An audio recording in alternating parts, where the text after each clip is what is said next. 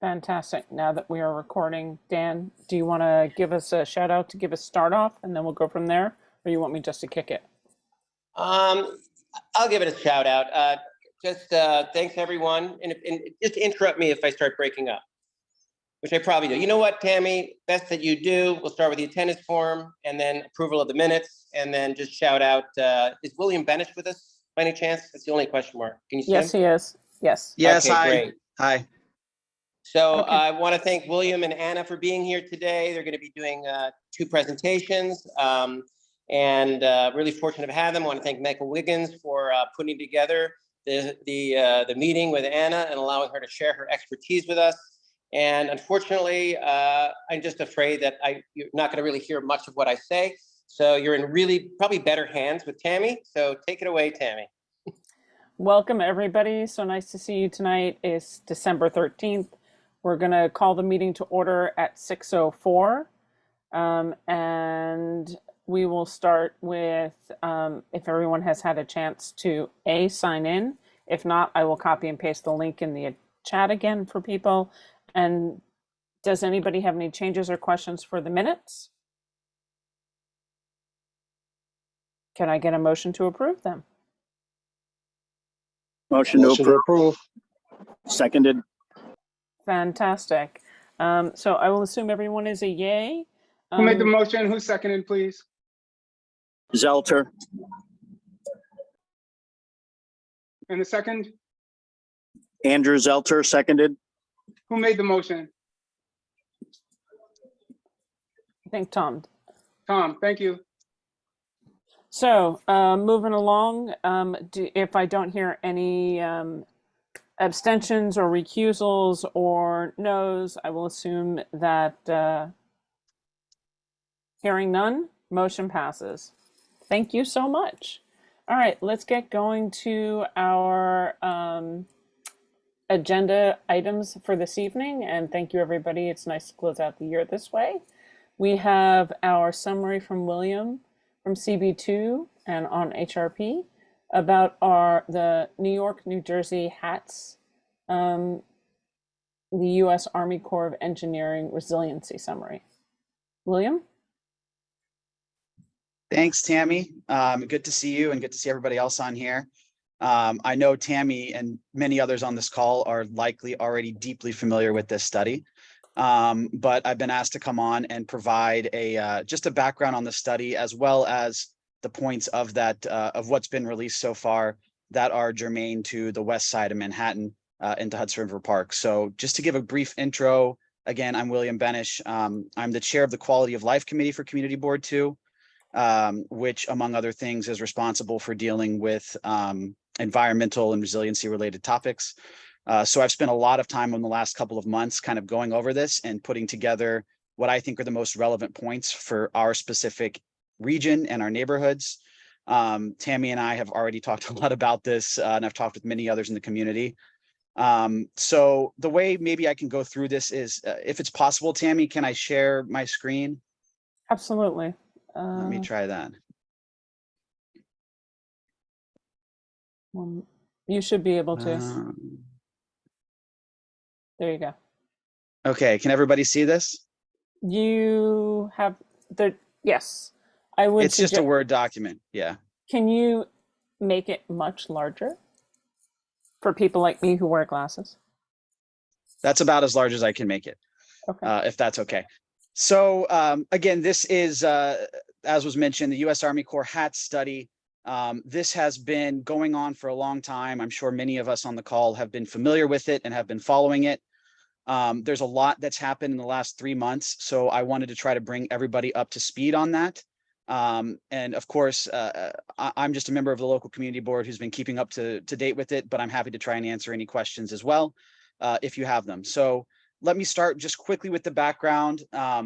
This all kind of started after Superstorm Sandy in 2012. You basically had President Obama sort of spearheaded this effort to assist in the recovery after Hurricane Sandy. And that led to a number of different studies which took place after that. The one we're focused on here was the North Atlantic Coast Comprehensive Study.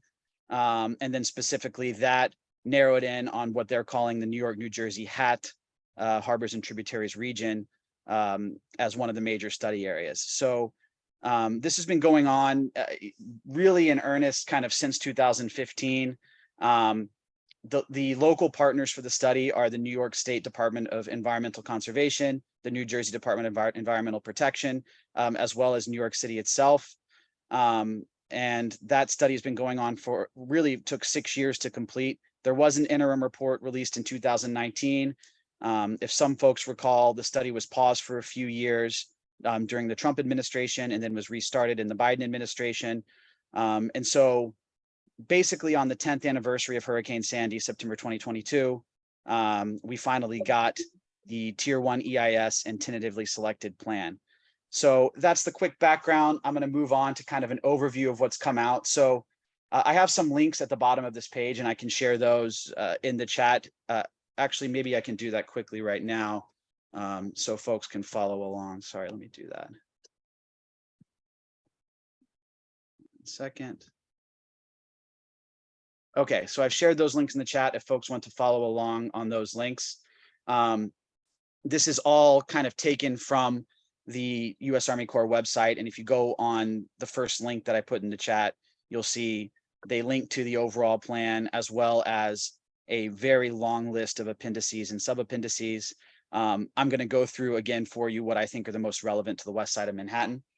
But to give you an overview quickly of the overall plan before we drill down, there were a number of alternatives that the Army Corps studied, looking at basically comparing what the cost of those plans would be versus the benefit in terms of protection from storm surge and flooding. So they went through a range of plans, which were everything from just shore-based measures all the way up to a large barrier that would have spanned from Sandy Hook, New Jersey to the Rockaways, and everything in between. What they settled on was sort of a middle of the road plan, what they've called Alternative 3B. And again, if you go into the actual study, you can see all the different plans that were looked at. But what they settled on was Alternative 3B, which is a range of multi-basin storm surge barriers. So basically in-water measures at various waterways, nothing major like across the Verrazano Bridge or from the Rockaways to Sandy Hook, but in some of the smaller waterways in the New York, New Jersey harbors and tributaries area, there are these in-water barriers, Gowanus Creek, Newtown Creek, etc., Gowanus Canal, excuse me. And just to give you a sense of the overall cost of the plan that they chose, it's estimated to be around $53 billion. Right now, the cost sharing structure is set by law at 65% federal, 35% non-federal, so that would be spread among city and state level partners. So that's about $23 billion non-federally. And that again is for the upfront cost of building the plan. That does not include the cost of maintenance over the plan, which is expected to have a 50-year design life. So that's the overall background. You could spend hours going through the overall plan, but I want to kind of drill down now into what I think is the most relevant for the west side of Manhattan and for the park. So we don't have any floodgates or in-water measures that they've proposed on the west side. What it is that they have proposed are what they're calling shore-based measures, SBMs.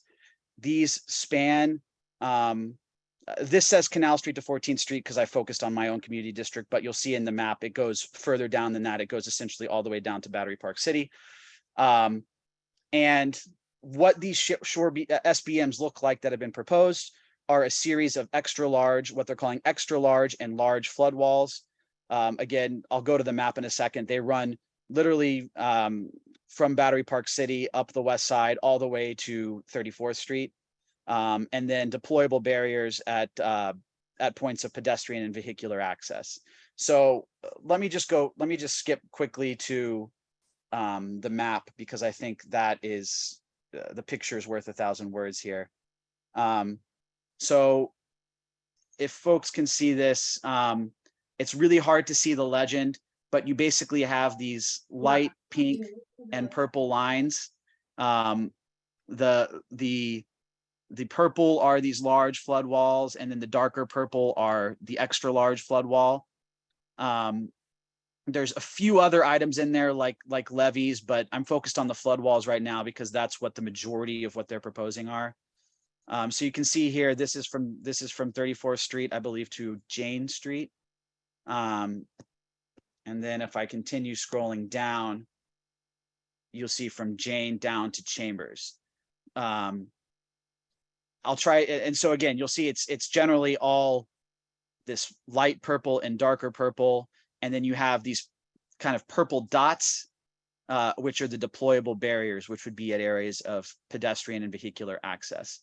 So, the plan as the Army Corps has released it now, again, there's a few other features in there, but the majority are these large and extra large flood walls from 34th down to Chambers. So that's what it looks like in the current plan. You have to sort of dig into the sub appendices to find this map. I'll just zoom in a little bit more so you can see kind of where they've laid it out on the map relative to the park. It kind of looks like right now, like it's almost on top of where the bike lane is. We actually had the Army Corps come present to our community board, and I asked the question, how much thought was put into, kind of the exact location of these SBMs, vis-a-vis Route 9A, the bike lane, the park. And they kind of said, well, we know that we're just proposing these for the west side. We haven't thought that much about where the exact location is yet. So I wouldn't read too much into that, but that's sort of where they've drawn it right now. If you go into another sub-appendix of the report, they've actually included schematics for what these walls would look like. So the large flood wall looks like this. They're basically 20-foot plus walls that are being proposed. This is 21 feet. And then if you go down to the extra large flood wall, it's 22.5 feet above ground level. And then for the deployable barriers, they put a few options in there. This is a schematic they put of essentially what's a roller gate. So it's a gate that would be stationed, essentially roll out of the way to allow for pedestrian and vehicular access during normal times. And then you'd roll it in place to sort of complete a solid wall along the coastline ahead of a storm event. So this is all included in the report. There's much, much more. There's thousands of pages. Again, these schematics and these maps are what I believe are most relevant for Lower Manhattan on the west side. And again, I'm happy to send this page. This is all public info that I've just pulled from the Army Corps, from the pages that they provided online. So I'm happy to send this to others who are interested. William, everybody Yep. has these links. It was included in the agenda. Okay. But if I was going to say, if anyone wants this Word document as well, I'm happy to send it. But thank you. Thanks, Daniel. So That's what was sent, actually, this Word document, and within it, it's the exact same document that was sent. okay, great. So that's Sorry, what's just proposed. checking for the minutes. I can have access to this document already. We have it. Yes, we do, Michael. Thank you. Yeah. So one change that's kind of hot off the press and may not be in the document you have, in terms of the timeline, it was just announced on the Army Corps website that the public comment period has now been extended to March 7th, 2023.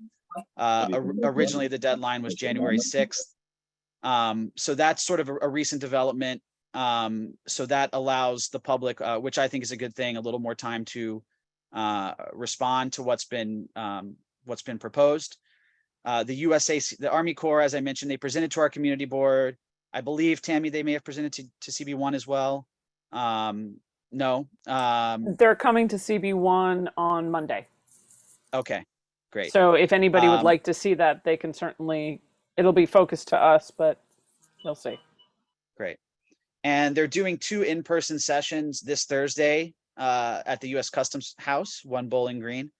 One's from 2 to 4 and one's from 6 to 8. So if anyone wants to go in person for that. And then the overall timeline, basically the way it looks now is they're planning to have a chief of engineers report and a tier 2 EIS in 2024, which would then kick off what they're calling the design phase, which is when I believe they would start to really go into more detail about what specifically these shore-based measures look like, what the exact location is, what the design elements of those look like. That is sort of set to last 6 years, 2024 to 2030. And then the construction phase begins in 2030 until 2044. obviously, this could all change, but this is what they put in their report. And then they're assuming a 50-year design life of the project, so up until 2093. So I think I hopefully kept it within 20 minutes there. You did great. That's did the great. summary. Yep. It actually even leaves us time for Q&A if anybody has any questions. I don't see any hands up necessarily, but certainly please raise your hands because I do think, oh, I see a hand up. Hold on one moment. We'll go Isaac, and then Dan, and then Erica in that order, please. Hi. Do we know how much Sandy cost us? What was the bottom line for that one? I'll say Billions of that dollars. Hudson River Park directly had about $34 million in damage. And here we're talking about a 50 what? $3 Well, so billion. this is, 53 billion for the whole project. Our 34 is just Hudson River Park, and none of this would essentially protect Hudson River Park. So I think that's an apples and oranges question would be my observation. Wait, say that again? I didn't understand that. So None of this. when I gave that dollar number, obviously that doesn't include the no doubt billions of additional damage inboard of Hudson River Park directly, or hundreds of millions, I'm sure, to all the homes and otherwise. But this system doesn't protect Hudson River Park generally. Right. So I think Right. when I give that answer, it's kind of like apples and oranges a bit. Because I think you would need to know what the cost of the damage inland was in order to have a better true up of, I think, for your question. Right. Exactly. No, that's what I was asking. But if we don't have that number, that's fine. Because it's yeah, 50 billion for like 50 years. And how often are we going to get these storms? Is it, every year? Is it every 5 years? And we're going to be living with a 20-foot concrete wall. It seems insane to me. Dan, Isaac, one of the things that I think is even more pertinent to what Noreen has not said in her estimation of 34 million is if they put the flood wall straight up the middle of the West Side Highway, actually what does that do then? Because the water comes in and then instead of flushing back into the ground, absorption, or going anywhere else, then it comes potentially back through the park. And that's a question that should be raised. Thank you, Dan. Isaac, if you can take your hand down, Dan, and then Erica, then Graham, and then Katie. Yeah, I have two things. William, could you go ahead and show the picture of New Orleans with the big flood wall, just so everybody gets like an illustration of how large this is? And my question is actually directed towards Noreen about maybe just giving us the summary of what Mira and the DEC said about this being very early stages, that this is not a fait accompli. This is just their engineers giving their first perspective, and there will be community input. Noreen, can you address that? Yeah, sure. So just for context, we obviously are paying close attention to this as well. We were not consulted with before this came out, and that does not shock me given the number of parties and partners and everything on the map. That is, this whole plan is for far more than the west side of Manhattan, obviously. So communities in Brooklyn and New Jersey, et cetera. So I'm sorry, I can't take notes if people have their thing open because I can't hear. So if you have your, if you're not muted, I can't hear the speaker, which means I can't accurately record what is happening. So thank you. We, like everyone, are studying this, and William, thank you. I think you did a fantastic job of recapping this. We did raise this at our board meeting, as Daniel is referring to, so that the public watching it, or so that our board are aware of this. And a couple of our board members, including Deputy Mayor Mirazoshi, who is our chair, and our regional director from DEC, kind of were able to provide some context, as Daniel is saying, for the phase of this effort, which William just mentioned in terms of the timeline, but I think it is worth kind of repeating. None of this is engineered yet. none of this is even all the way through the environmental review process yet. None of it is funded yet. Which phases would start first, second, third, if ever, because federal funding has to be identified for the various sections of the project as they are engineered and designed in accordance with the federal process. So this is my understanding of what the Corps has to do is look at the whole initiative comprehensively in order to do their own proper environmental review. So that is the tiered or the phasing of this. And then additional detail will happen in succession over a period of many years. What we will be doing, so after that meeting that Daniel, after our own board meeting, we did follow up with the city and we had a conversation with the mayor's office, including the climate office that I think has been attending many of the community board meetings. They had listened in at least the CB4 meeting. They certainly have been at the CB2 meeting as well. And they encouraged us to provide any kind of technical information, questions, considerations, et cetera, as part of our comment letter, which we will be doing. We are also participating, or we're listening in at all of the community board meetings to hear what you all think. Obviously, tonight is important as well. And we will be asking for Rashid Puri, who's on the call here and who's our point person, has reached out to the Army Corps for our own kind of meeting, because I think one of the things that I would observe about Hudson River Park is that if you're just looking, I mean, a park is not just a park, it's all the people who use the park and all the other uses that are in the park. And in Hudson River Park's case, we include a lot of businesses. I see Erica's hand up there, a lot of municipal uses that are essential for the city's functioning, all kinds of other things. So if someone at a high level was just looking at a GIS map and saw like the words Hudson River Park, it's our job, we feel, to provide context for the wide range of uses and users and businesses, et cetera, that are part of this area as planning proceeds. Daniel, did I do what you asked me to? Yeah, 100%. And what's your process? I know I spoke to Robert about how you guys are spearheading this, and what do you see the future look like in HRPT's participation? Yeah, well, I mean, we've asked for our own meeting with the Corps. I have a feeling that the reason that the deadline was extended for several months is because probably every community in New Jersey and New York City that is affected, and then some, are asking for meetings. So we will be tracking and paying close attention to what all of our community boards and businesses, et cetera, all feel. Generally, though, macro level, I don't think you should be expecting the trust to come out opposed to this. We will be raising a lot of questions. But as I've said, probably to all of you and at the advisory council, and I definitely know I've said this in the past at each of the 3 community boards, we understand that, with respect to something as macro as climate change, and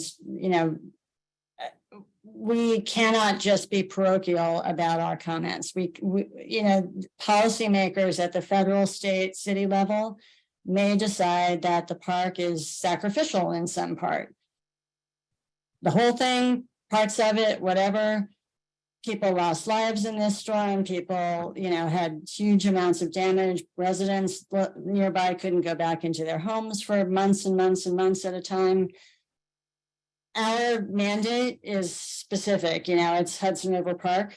We will be explaining to our neighbors and to the Army Corps what the impacts, benefits maybe, but certainly what the impacts we would see would be, and the technical considerations that would need to be addressed as design or planning proceeds.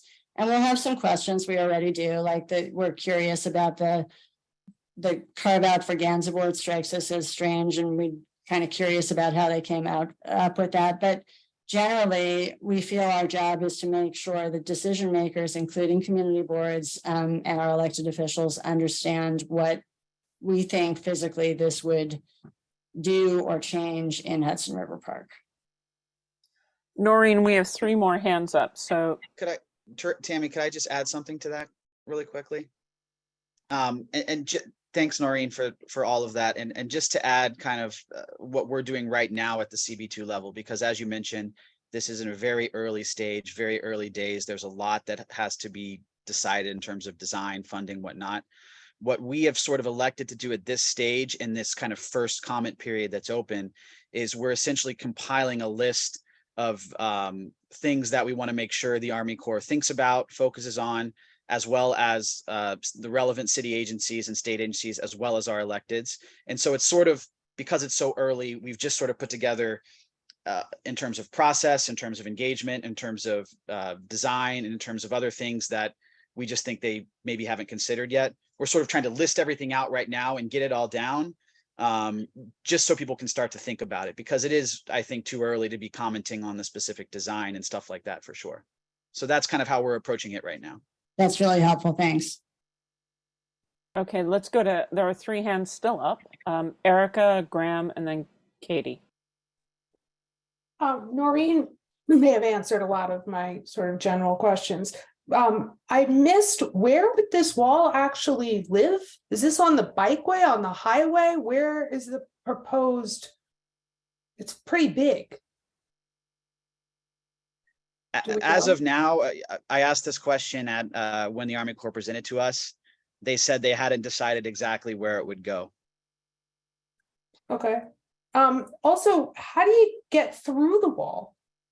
Like, are there going to be doors or something that, because clearly you've got to get to the park in case of no storm. Is that? So let me go back.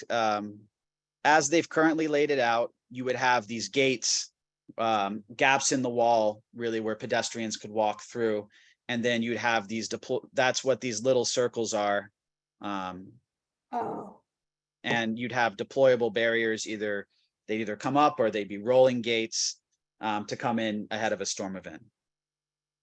oh, okay. Another question, which I'm sure smarter minds than mine will come up with, I only have experience with like a flooding bathroom at home, is what happens?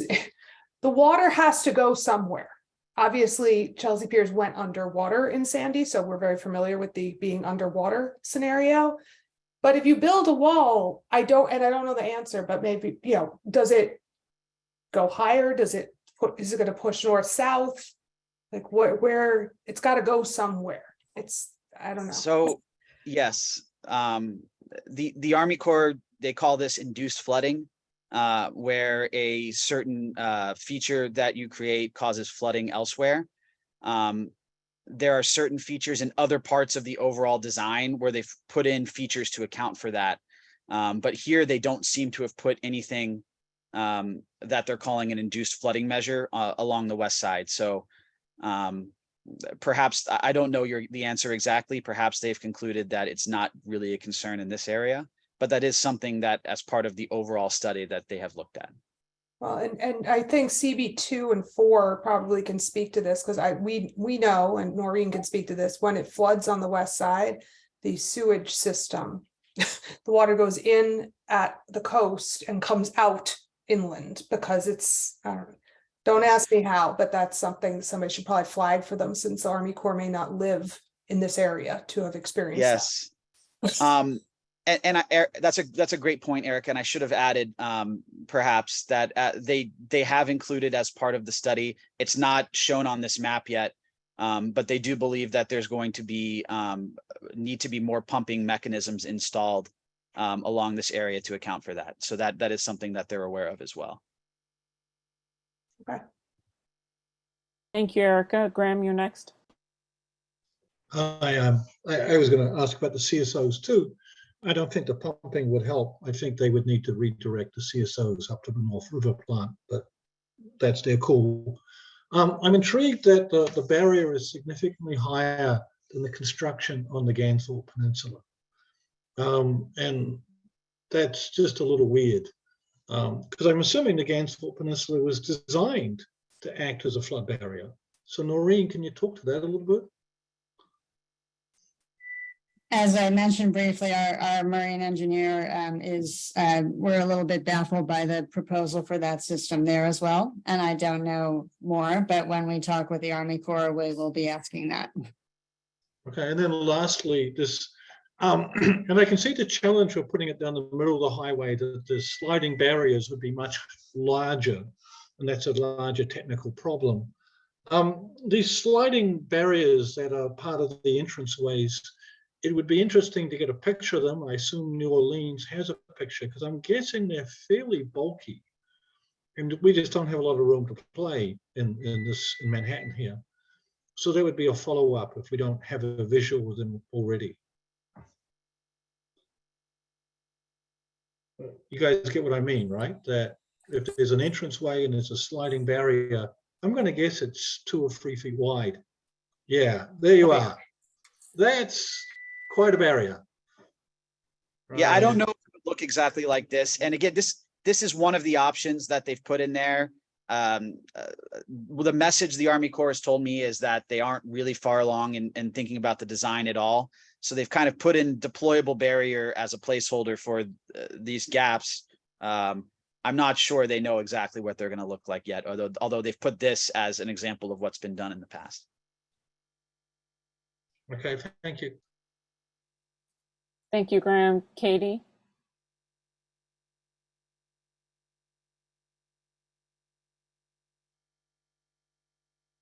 Okay, just unmuted. Thank you. I live on Morton Street between Washington and West, and I just am answering Mr. Isaac Daniels' question. 32 of my neighbors and I were homeless for a year after Sandy. So we were talking about the price in board, and this costs, I think, between the individuals and the co-op about $3 million, and that's just for 33 people who live, very close. So there's a lot of economic need on the inboard side, and a lot of need for this protection. So I think I'm glad. I just want people to understand that it affected people, your neighbors, very drastically. Thank you, Katie, very much. I think that is Tom Fox, you're the last hand up for this topic. Thank you. Thank you very much, Tammy. I apologize. I thought the meeting had started at 6:30, so I may be repeating something that's been said before. But I'm wondering if is it an opportunity to kind of put a number of issues that are critical to the West Side together right now. One is preservation of the estuary. There's a new estuary bond act that could provide money for that. 2 is, resiliency might start at 900 feet out into the water at the tips of the piers. Future designs of the piers might host marine organisms to minimize the impact of tidal surges. The CSOs continue to pollute the river. A 48-inch main that captures that water and sends it to the appropriate sewage treatment plant would be a wise investment if a major construction is going on the West Side. And we all agree that Route 9A is substandard in terms of both its bicycle path and the need to accommodate micromobility. So might this be looked at as an opportunity to put 3 major issues together, all of which have independent sources of funding, and hopefully help the trust put together an alternative that makes sense using natural systems and minimizing and maximizing the economies of scale of working across DEP, DEC, and DOT. I think those questions are unanswerable at this point, and that seems to be part and parcel to the problem. But it's one of the reasons that the public comment period is open is to potentially include conversation and dialogue. So I definitely think that that is an important conversation. And on a side note, from a community board that has had one street ripped up 3 times by 3 separate agencies, same block. If you ask anybody who lives on Worth Street, I am telling you that they would tell you that it would be monumental to get those agencies to work together to do a global fix. So don't mean to be pessimistic. I like the optimism. And I have the sign up sheet since I didn't get an opportunity. I apologize. Sure, no problem. I'll post that again. Seeing no other hands up for William. Well, thank you very, very much for coming. Again, if you are still interested in hearing some of the HATS presentation, they will be at CB1 on Monday, and they are going to be at an in-person session at the Coast Guard building. William, can you confirm it's Thursday, Friday this week, right? It's 2 meetings on Thursday. So on Thursday. One from 2 to 4 and one from 6 to 8. If you have the sign up for that, do you mind dropping that into the chat for everyone? All right, awesome. Well, thank you. I don't believe there's a sign up because it's in person only. I think you Awesome. just show up. Okay. Here, I'll drop the link to the overall page, which has near the top of the page details, but I don't see a sign up. Okay, great. Well, thank you very, very much, and thank you, everybody. I think Thank you. the next great presentation will be introduced by Michael Wiggins. But you must unmute yourself, Michael. Hi there. I'm so excited about this. You know, we've been working on this EDI stuff, and frankly, we got a little stalled there. We're so disparate, and we're spread out, you know, across this 4.5 miles, and we're all so different. But we all care about the same things. So we all said we're gonna look at EDI and try to do better. There's this Buddhist practice called metta, which starts with yourself. So I've always been interested in us starting with ourselves, you know, looking at being more aware of these issues and understanding them. So came across this opportunity from the High Line. Everybody knows about the High Line. Everybody knows that they've led the charge in terms of looking at public space and how to make an amazing public space. And they have the High Line Network, which is, I think it's a global network at this point, which has a lot of groups who are interested, you know, in cities like ours, looking at infrastructure reuse. But what they have also done is taken on, and I think very intelligently, the issue of equity, diversity, and inclusion, the same kind of things that we're talking about. Equity at the center of the work. Everybody's talking about the same thing. And so I went to a conference in Miami, and the High Line Networks conference, and it was introduced to their framework, this new framework. And they have been, I think, proselytizing, spreading the word, the gospel about this work. It is a comprehensive and I think a very rich resource, which is online and also printed. I think the need for us is for us all to be on the same page. So the desired outcome for this this presentation tonight is that we take another step into EDI work, but we go back to the beginning in terms of just being open and looking at the field, looking at the landscape. So the person who's going to help us through this, Anna is a sociologist. She has a long track record. Google will tell you.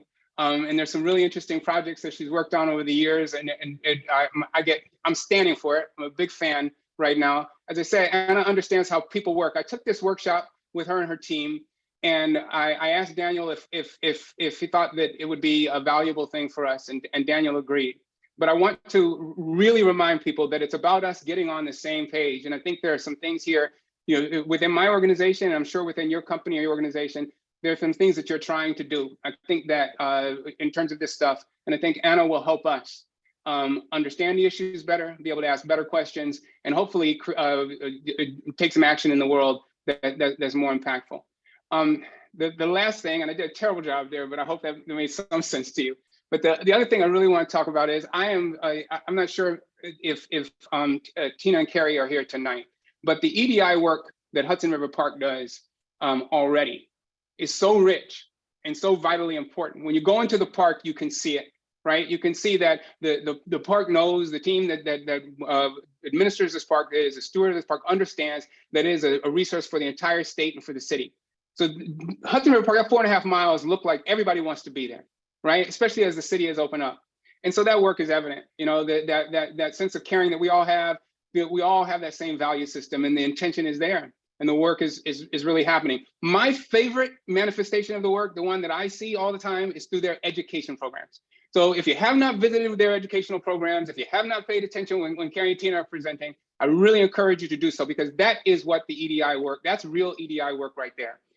The young people that they're touching are, of course, the future. It is the best space. Education is the best space to get a return on investment in terms of this stuff when it comes to equity. And they're really doing it. They're knocking it out of the park. And so I wish we could have a presentation every week from education. If we care about EDI and we care about the park, I want to hear about that, because that's the most vital work. But in any case, that's me preaching, hopefully to the choir. And I am introducing Anna here. She's going to take us through a sequence. If Robert or Daniel has anything to say, that might be valuable too before we frame it. Framing is really important, because I want to make sure that people are listening in the right way. If I just might speak just for a second, this is going to be an ongoing exercise for us. I think in order for it to be valuable, it's not going to be like a one-off. The idea here is to listen to Anna and figure out how we as a council can take it and continue to discuss it and come up with a plan over time. And this is the first stage of many. Just like we heard about the resiliency project, that's going to happen over 20 years. Don't think of this is not a one and done. This is multiple exercises. Thank you, Michael. Thanks, Dan. Okay, without further ado, Anna's here. Thank you, Michael. And before I get started, I wanted to say thank you for having me here.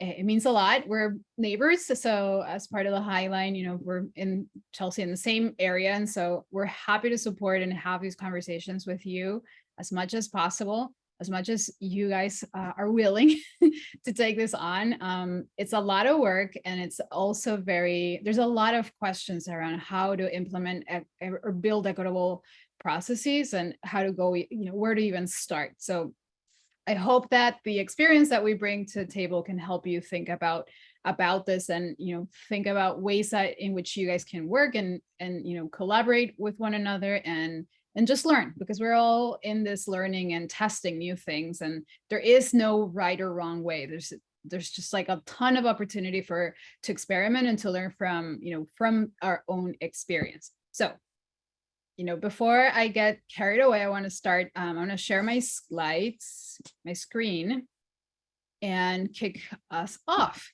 So what you are going to see here is called the Community First presentation. It's an introduction to the High Line Network's latest research. And so in order to get us started, as Michael said, I'm a sociologist and I'm also an urban planner, and I've been working in New York City for the last 7 or 8 years already. I'm actually from South America. I was born and raised there and moved here for family purposes because I got married and my husband was living in New York. So that's why I'm here. But that's all to say that my bread and butter has always been city life, studying what happens in cities, how people work in cities, how people come together in cities. Everything that has to do with cities has been something that has inspired me deeply throughout my life. And an intrinsic part of cities are public spaces. And I'm sure public spaces also mean a huge deal to all of you. Otherwise, you wouldn't be here, right? Participating and wanting to learn and be involved in decision-making processes and spaces that have to do with public spaces. Now, as fascinating as cities and public spaces can be, they can generate a really great opportunity for people to come together, use their creativity, come and build trust, and for instance, think about what derelict infrastructure could look like by reusing it and turning it into public space. And although this is great, awesome, and a reason why probably many of us are here and working with and in collaboration with public spaces at the end of the day, because they're part of cities, have some inequalities that run through them. And so that's something that we need to be very much aware of when we're dealing with cities. Not all parks are born equal.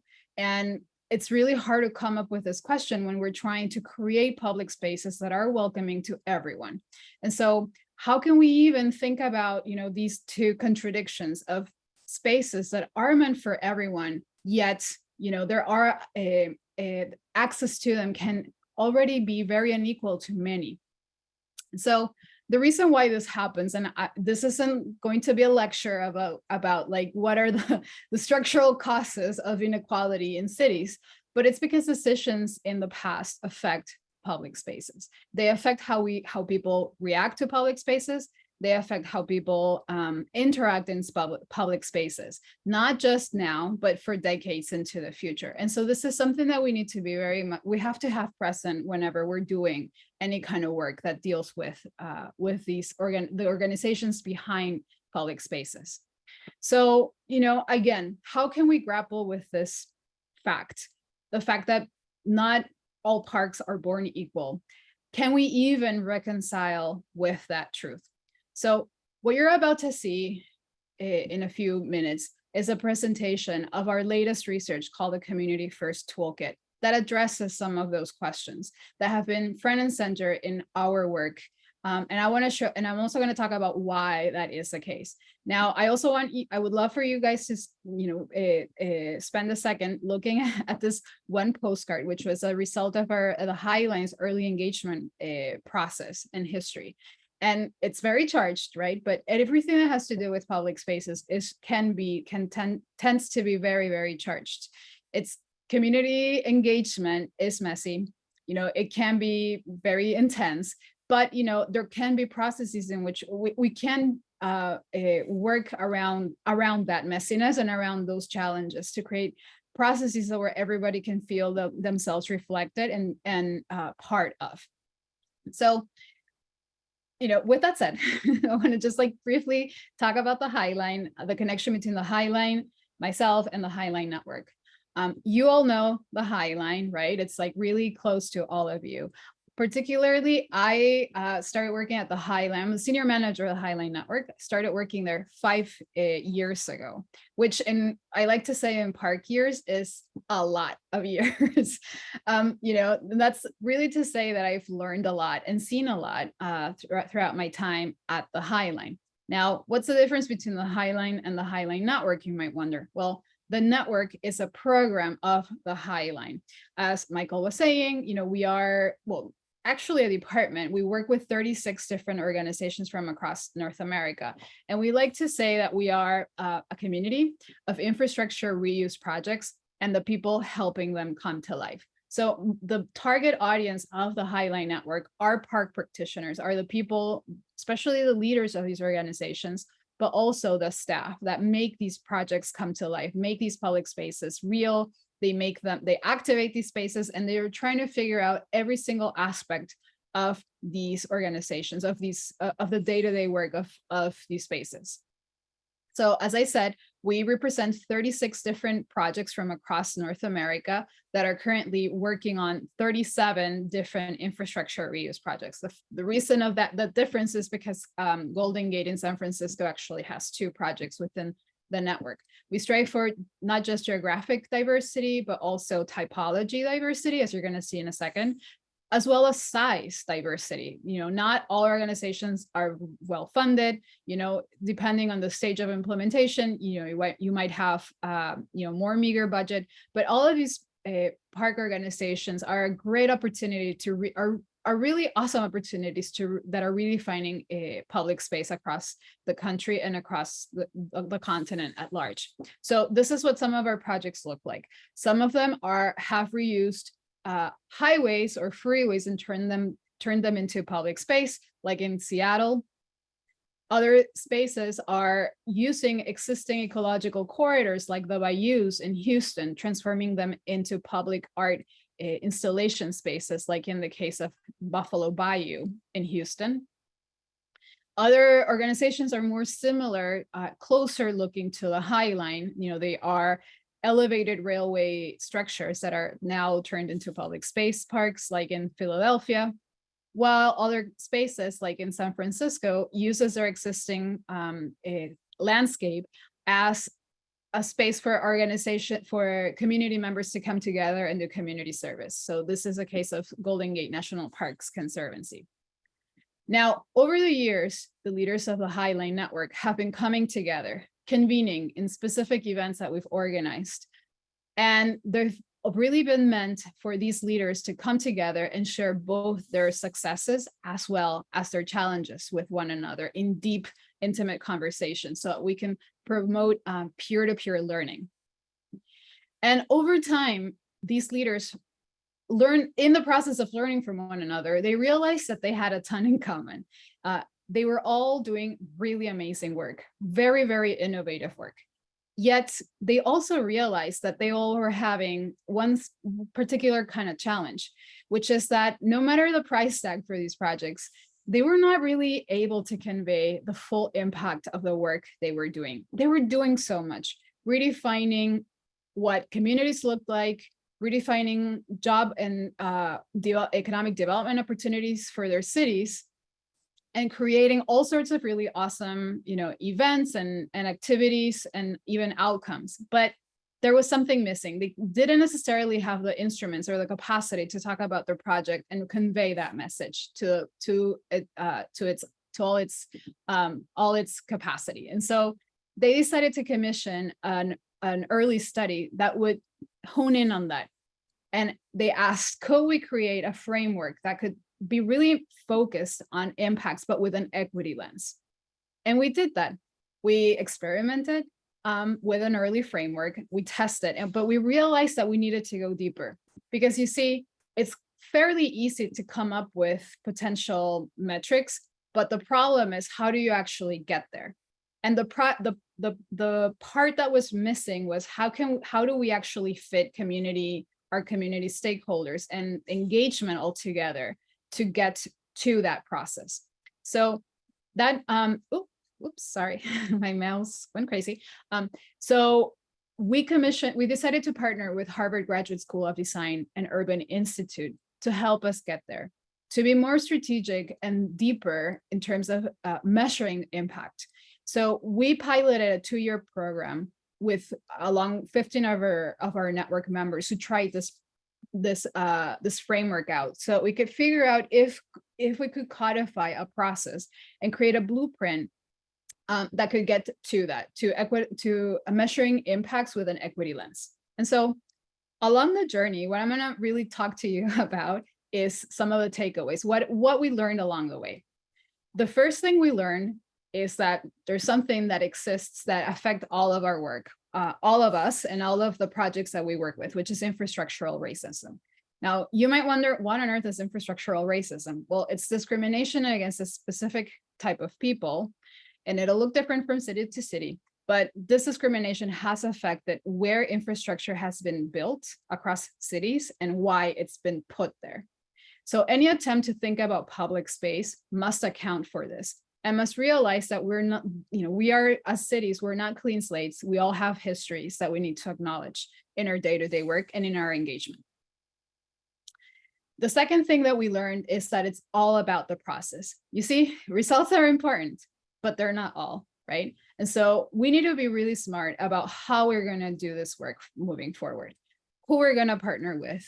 And this means not just having community stakeholders, to our favor or working directly with them. We also need to think about how we're going to bring staff on board with our work, and even our board of directors in our day-to-day work, as well as community-based partners, because this work is too massive to be done alone. Especially if we're thinking about public space, we need everyone to be involved and on board with our work.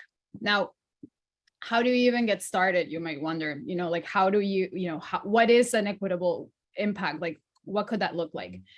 One of the things that we found throughout our research is that any programmatic initiative or any outcome with an equity lens is for a park organization is probably going to fall under one of these 4 categories. It's either going to be focused on promoting a thriving civic and cultural life. And this is all about the programs, all about the events that an organization might put together for that community or for the city, whomever the audience is going to be. It might also be considering promoting equitable economic development, because at the end of the day, these projects are about job creation, or they can be about job creation and about wealth building, community wealth building. So figuring out how they're going to better distribute the economic resources that are going to come in is going to be a consideration that they will make. Other organizations can be a bit more conservative when it comes to the traditional outcomes or impacts that a park organization might pursue, such as investing in better health, wellness, and resiliency for their communities. Or they might also wonder and decide to look within, work inwards, and think about equitable organizational growth. How and in which ways are they going to be shaping processes and procedures for their own staff, for their own organization, and for even in terms of managing the board, like how they're going to be doing, working around that. And so in order, to work, once you decide what sort of what kind of equitable outcome area you're going to be working on, you may be able to use any of the 18 tools that we also identified in the process of building this community toolkit. And so, aside from the tools, we also realized that,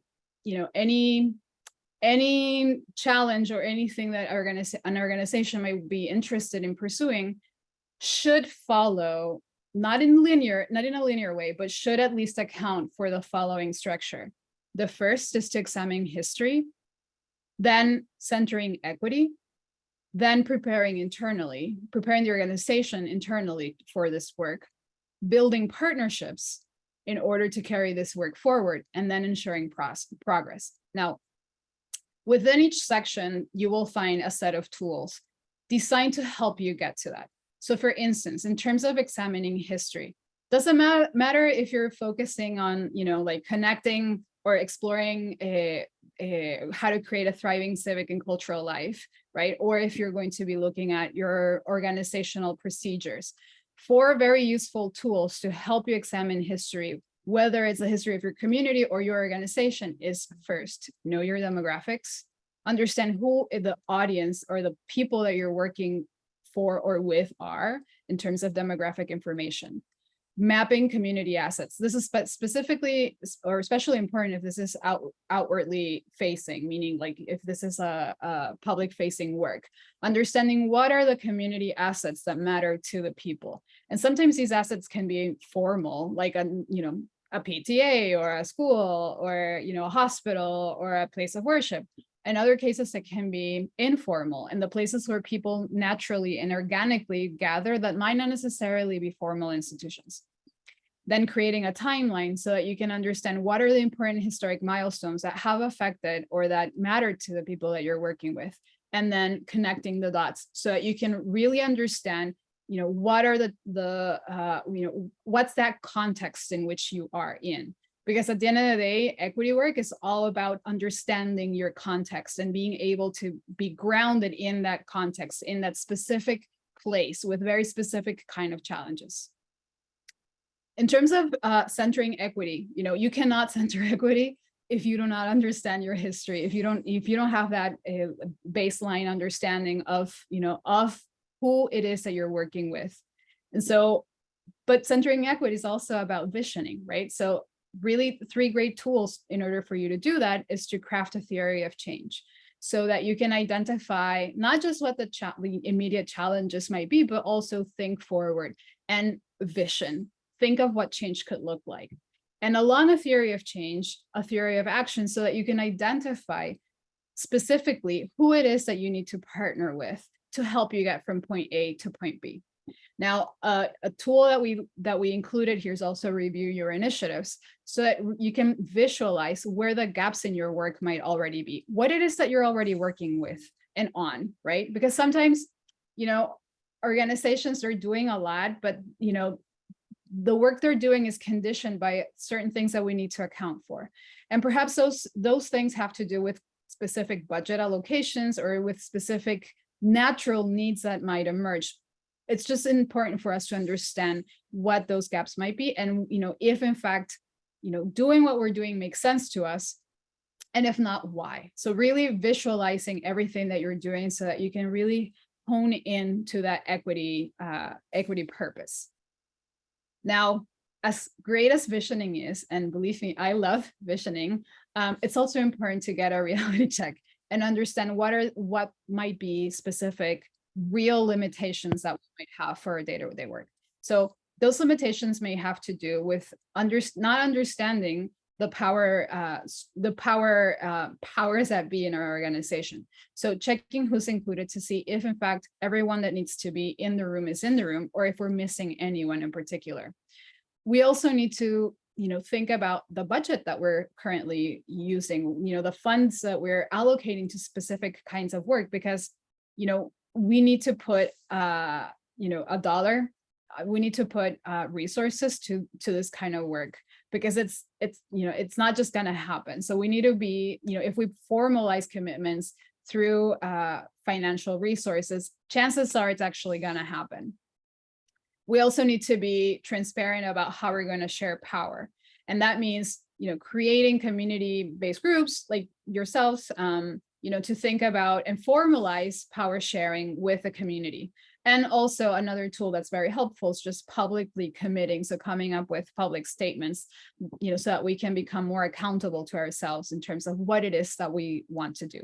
But we can't do that unless we've done everything else before.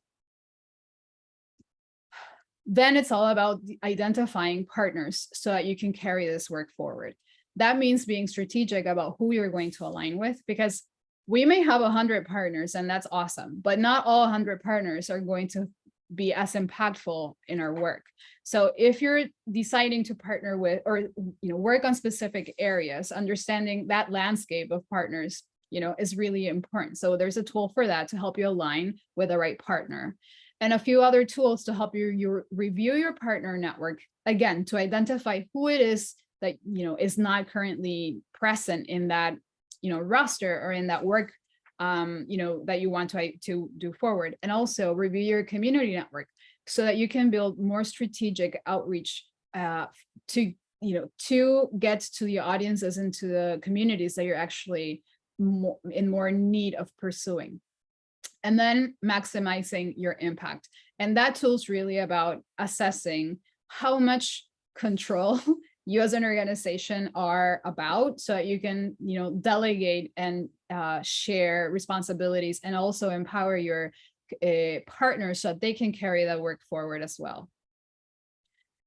The last step is to ensure progress. And this is just being more, on a park practitioner or nonprofit side of things, being more organized about how it is that we're going to carry this work forward. So this really means, creating a work plan, identifying the tasks or the activities that you're going to do, but also those longer term outcomes that you're pursuing, and understanding, where things fit, and if in fact what you're doing makes sense and is as impactful as possible. Also tracking your work. And this means not just having a log of everything you're doing, but also identifying the metrics that you're going to be measuring. A lot of people, when you ask them to select a metric, that they will start freaking out, and they're like, oh my God, a metric. And it sounds scarier than it is. But many times, and one of the things that we found is that very, very often people are already collecting information, on the surveys, of attendance, like they're already collecting information. It's just that they're not necessarily aware that that information that they're collecting in every meeting, in every event, can be used, to measure that impact that they're pursuing. And then last but not least, telling your story. Telling the story of what it is that you're doing, of what the challenge was that you found, and how, and what you're doing to overcome that challenge, and to get to that impact that you're actually all about. A lot of the times, and I say this, this has happened to me many, many times, we're all carried, we're so consumed and so, stressed out about actually organizing an event and doing it, that we don't necessarily have the capacity to think about the story behind it, right? Like we're not writing it. And if we're not able to communicate it, it's almost as if it didn't happen. So it's really important to invest in, building that communication skill and building those storytelling skills so that we can get the word out of what it is that we're doing.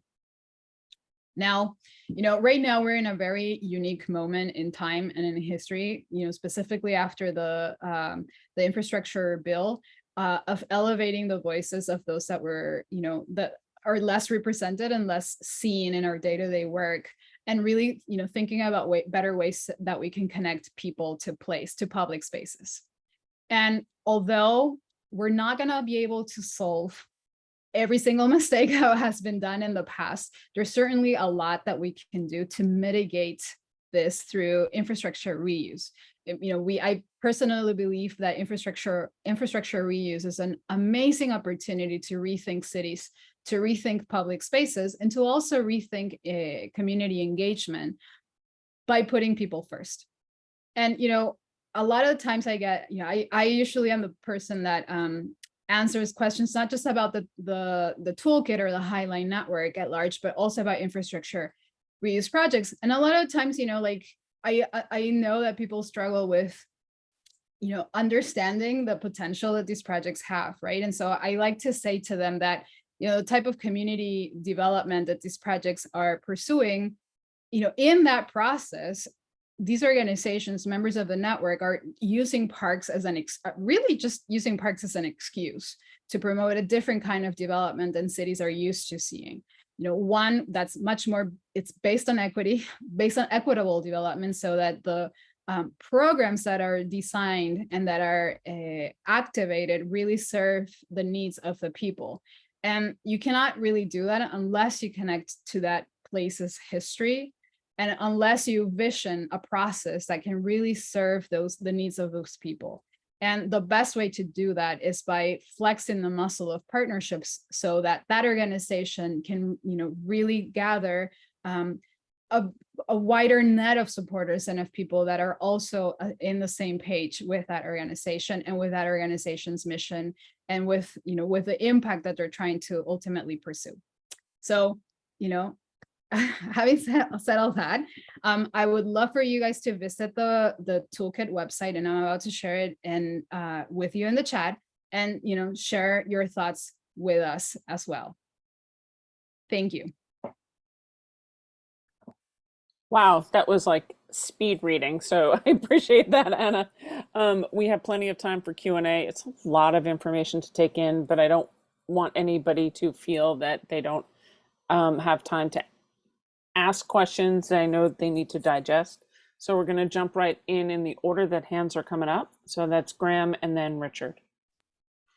Hi, Graham here from the Downtown Boathouse, which provides free kayaking in Hudson River Park. And one of the issues in urban environments is the physical constraint.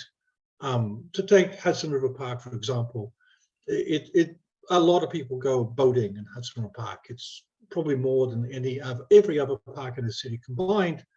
But if everyone out of the 8 million people in New York City wanted to go boating in the park once a lifetime, they'd have to wait 1,000 years for the opportunity. And that's just what happens in urban environments. And you can see it on the High Line to some extent, with it's overwhelmed with tourists some days.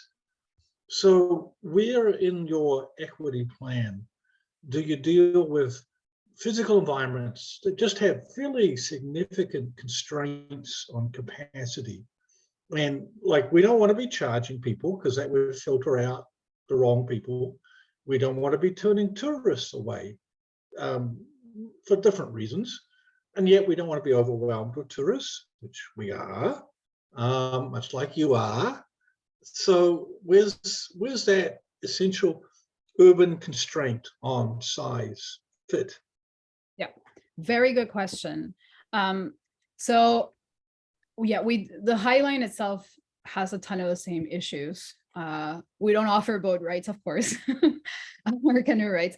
But I think one of the things that, at the end of the day, we are nonprofit organizations using a city asset, right, which is a park. And so that on itself, has a ton of challenges, because there is funding limitations, and there's also capacity, as you said. We can't hire, 1 million staff to serve the programs that we are pursuing. So, and as parks, we also struggle with balancing, well, we're supposed to be for everyone, yet, like who do we prioritize? And it seems that that's kind of like what you're getting at.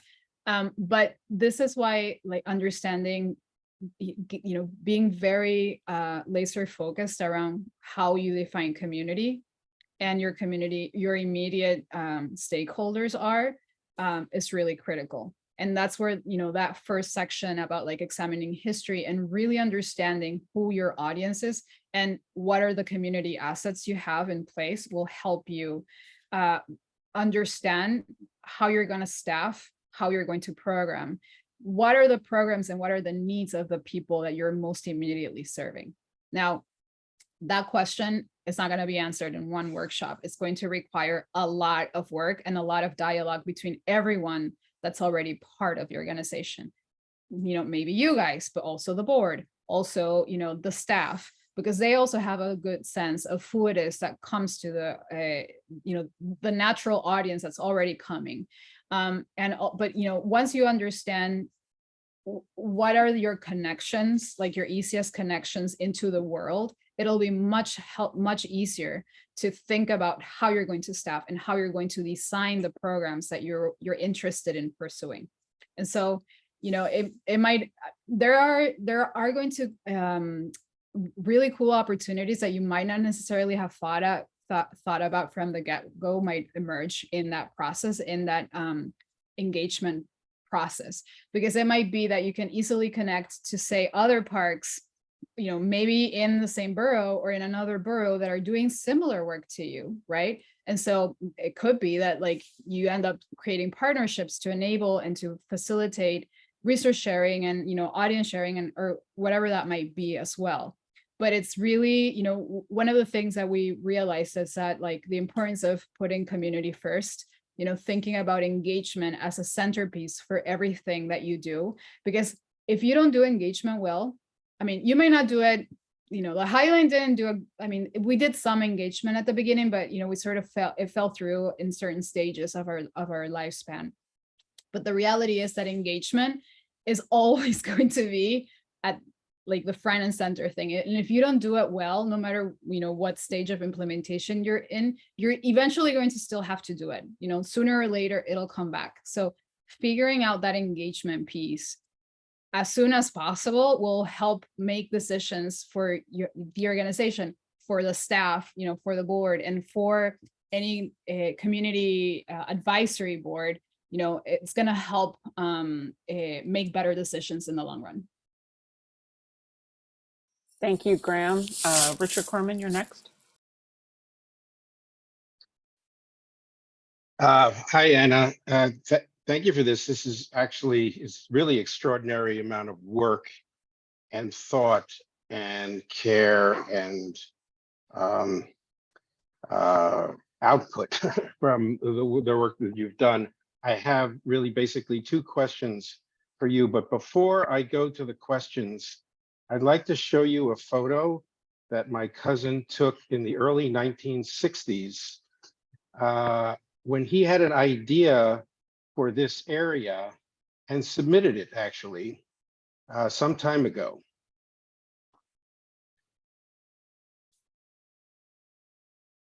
Can you all see that? Yes, So Richard, we can. This is the High Line, and he lived in that time he lived in the East Village, and he lived in the West Village then, and he used to walk the High Line with his dog and his wife, and thought this would be a great park. Yeah. He actually produced the document and made a proposal about it, but I digress. So stop the share. We submitted all that material, by the way, to the Greenwich Village Preservation Society, and they have a lot of that documentation. So my question to you, two different questions, basically. Of all of this that you've done related to diversity, equity, and inclusion, can you give us an example of how some of this has actually been implemented or demonstrated an effect on that particular concern that we're all looking to address here? Yes, actually, I might have a few. So since 2020, the network has done equity audits of its members. Some of those resources are available, like just general takeaways are available on our resources page. And I can share that with you guys either later or after I speak. 'Cause I can't do two things at the same time. Hmm. So there's a few things, right? Like on one hand, you can, or I mean, the biggest motivation for our network members when we started these conversations around this equitable impact framework was how to maximize the impact that we were creating and really thinking of beyond the economic impact, right? So like really tapping into the cultural, social, environmental impact of our organizations. And if we could, potentially do a equitable economic development measurement, that would be fantastic, right? Starting 2020, right after George Floyd, we decided to take a look within our organizations. I mean, I can tell you, equity-based work is incredibly context-based, which is why it's so difficult to create. I mean, we all know equity is a just distribution of resources and services or whatnot, but that's fine, right? It's like a great general definition, but thinking about DEI and particularly the E in that equation is that it's really challenging, and it should look different from place to place, because it should be about that context that you're in. If your question is about DEI work, there's a few things that we've already found. In the website, you will also see case studies of the tools and like how our members, and not just our members, right now they're members, but it's really open for anyone who wants to submit a case study of how they've used or implemented any of those tools, how to go about doing that. One of a few things that we've seen is that, for instance, just like examples that are available on the website. For instance, in Houston, Parks Board decided to do an equity task force of the staff. And they've been thinking about ways in which, they can make their policies and decision-making in terms of budgeting and in terms of procurement more transparent based on what they've seen internally, right? How can we create a process like, yearly, say, I don't know, budget more equitable, like who do we prioritize and what are the decisions? Can we, be clear and transparent, about the decisions that we are making toward that? For example, other organizations have been creating similar, community advisory boards, and that's great. That's a great start, but we also need to be, are we creating bylaws to do that? Like, are we making these processes transparent enough? And it's a lot of work. It's a ton of work, and we're trying to codify as much as we can all these different experiences and ways in which these organizations are moving forward. Can they, for instance, in some cases, some community advisory boards have a specific, I'm not saying, this is for everyone, but some organizations allocate specific resources so that they decide, how to promote, for instance, participatory budgeting around, specific amounts allotted to that community advisory board. And that's great, but it's also about how can we, how are we thinking about who gets those resources and enabling conversations that can prioritize those in our communities that need it the most, right? Because like maybe $1,000 might not mean anything to, to the Highline, but perhaps $1,000 can mean a lot to a soup kitchen in the neighborhood that, really needs it, like would really benefit from it. So how are we enabling those conversations? And also, how are we documenting that process so we can and we ourselves can reflect and look back at that and see, what we could do to improve. And so, I mean, it's going to look very different from place to place. Or for instance, another example, has been thinking about creating a specific art committee that will decide, the kind of public art that's going to go up in a specific area. And so, and one of the things I can tell you, like, we want something, right? Like we think like, this is a great idea. I've seen a lot of times like organizations and, and the people behind these organizations get a little bit carried away with like feeling fearful in terms of the, the response they'll get, right?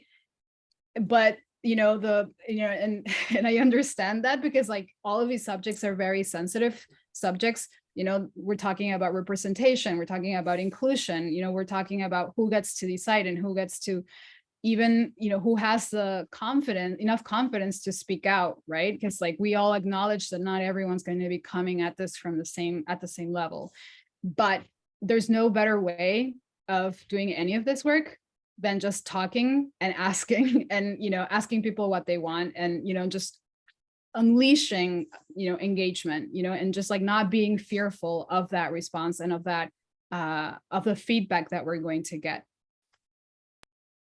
I know it's a lot of stuff. It's a lot of stuff. I Thank hope you. it makes Thank you sense. for that. It is a lot, but clearly it's an essential part of which is what it's supposed to, what it needs to be, essential part of all of this. My next very short question is this. Are any of your partners or members at the, are they at or have they been at the concept stage for public space development? And has this structure, these tools been useful and effective for an organization at that stage, the very kind of the envisioning stage or the initial stage? We have a few that are at an earlier stage. It's not the majority of them. Most of the tools that you see there are tools that we tested throughout the 2-year course of the pilot. And so, you know, they're sort of like what came out, you know.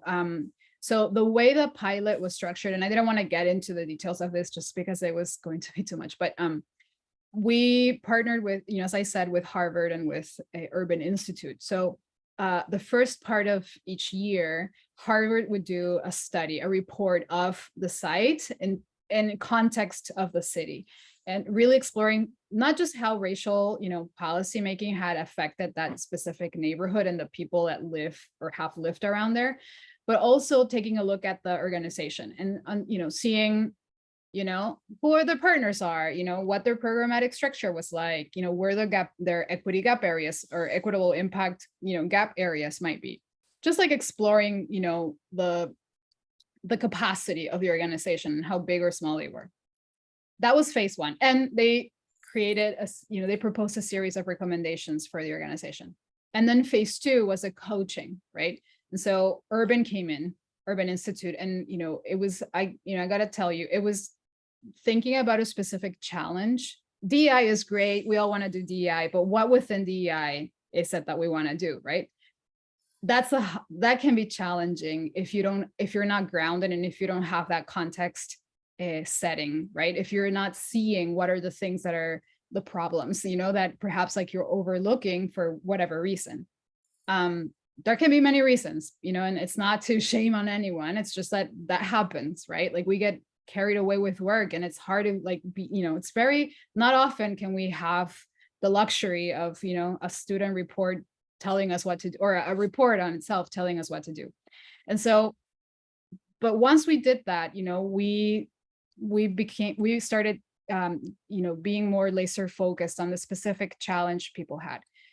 I can tell you, mostly everyone wanted to, like, their challenge, they wanted to rethink their engagement. They weren't sure if they were doing it right, if they could, you know, if there were areas for improvement, who they were missing out, you know, and how to like democratize certain decision-making processes internally. But engagement was this like sort of nebulous thing that most organizations had, that they were like, I'm not sure. And so the partnership with Urban was helpful because like after seeing the report, we were able to identify priority areas and start crafting a specific challenge. And, you know, aside from the challenge, what that vision of change could look like. So all the tools that you see are tools that either emerged through, that were already incorporated in the Harvard sort of, you know, approach, or that came through the coaching, that we were like, you know what, looking at these specific things would actually be really, really helpful. So what we did after those 2 years was compile those 2 years worth of work, of reports, and of, you know, and also of work plans. And, you know, and also like the meeting notes that we had through those work plans, coaching sessions, to think about, okay, what can a project, any park organization that's out there, if they were to do this on their own, right? Like if they didn't have Urban and Harvard holding their hand, how could they go about doing this?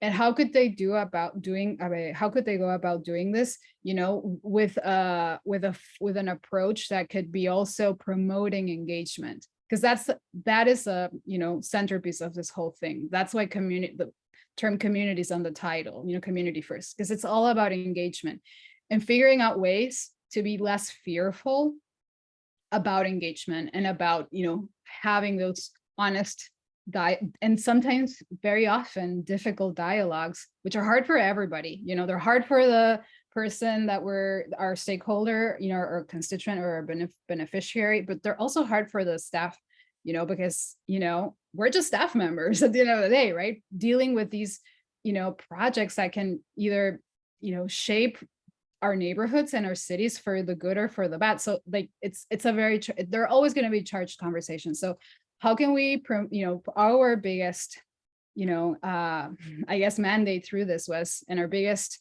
you know, it's not necessarily a challenge, but our biggest question was, how could we do this in a way in which we could help other organizations do this on their own and not be as fearful as it naturally is to have these deep conversations? Well, thank you. We have 2 more hands up, and so we're going to go Hector, and then Dan will be the last. Hector, you're next. Yeah, hi, Anna. Thank you very much for expressing all these ideas and plans of the Highline Network. I just wanted to say, I know it was brought up about equity and involvement in the community. I'm actually a member of the Friends of the Highline, and I have to say that it's been a really enriching experience. Where basically I've been involved with a lot of discussions, especially monetary awards to certain organizations such as soup kitchens, like Anna had mentioned before. And it's just not me, it's other people from all walks of life that are involved with this. So I was invited about 2 years ago, and it's been a really great experience, and they do have a rotating membership. So, you know, everybody has an opportunity to join if they qualify and everything. And we have a lot to say, and they really accept a lot of our input. A lot of the ideas that you see on the Highline about basically the awards and also the events that happen on the Highline actually come from the Friends of the Highline. A lot of the ideas there. Future proposals on plans like outreach for community art, you know, talents in the community like artists and musicians will be implemented and have been implemented to a certain degree at the Highline. Some of the events they've had in the past year or so. So it's actively out there, and it's growing every day. So I'm just really impressed with the whole process. And I think the Highline has been one of the most powerful neighbors, and that's enabled the community to accomplish a lot in such a small space of time. Thank you for that, Hector. So, you know, it's a lot of work and it takes a lot of people, right, to do this. But thank you. It's part of what you were here for sure. Well, thank you very much, Hector, for that extra boost. I think it's pretty obvious. Dan, you're our wrap up. Well, yeah, this is just a wrap up. And this is something that Michael and I are going to be working on with the EC on how we can engage everybody and bring more people to this discussion. And whether it's setting aside 20 minutes to every AC meeting so that we can break into groups and use some of these valuable tools in this kit to help us formulate our demographics and the other different stages. But it's something that, Hector, I look forward to your participation and your knowledge and your experience in getting us to a place where, you know, we can make a difference. And, you know, I'd like to end this with, you know, Michael just explaining, you know, what we have and hopefully what we can see in front of us and how we can bring success to engage the advisory council into making the park more for everyone. Michael? Yeah, Dan, thanks so much for your leadership on this and for you know, encouraging us to put this in the full group. Frankly, my first suggestion was to take Anna to the committee because I know these issues are really, really well, they're hot. You know, as Anna said, they're always charged. Somebody said, and I think it was Noreen earlier in the meeting, the park is the people, right? It's not just the thing, it's also the people that and the things that happen all along it. And that really resonated with me, and it resonates with me as I look at the toolkit in those 4 areas of work.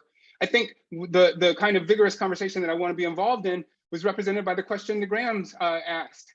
That first question really my heart took wing right there, because that is I felt like there was a little bit of a coaching or a consultation happening there, that we were problem solving.